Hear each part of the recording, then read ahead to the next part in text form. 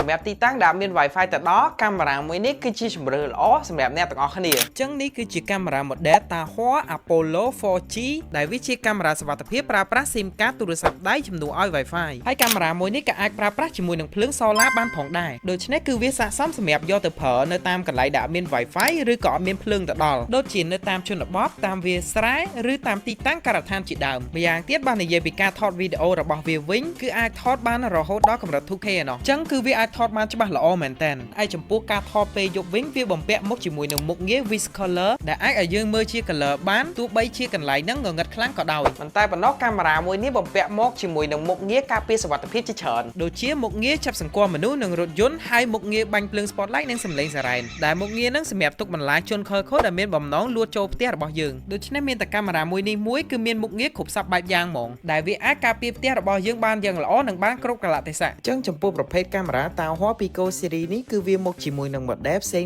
ទៀតផងដែរមិនថាផ្នែក1ផ្នែក2 version Wi-Fi ឬក៏ version 4G ទេដែលអ្នកទាំងអស់គ្នាអាចជ្រើសរើសតាមតម្រូវការជាក់ស្ដែងបានដោយយើងមានការធានារហូតដល់12ខែផងដែរដូចនេះសម្រាប់ព័ត៌មានបន្ថែមឬតម្រូវការជាក់ស្ដែងអ្នកទាំងអស់គ្នាអាចឆាតទៅកាន់ Facebook Page Meta Tech បាន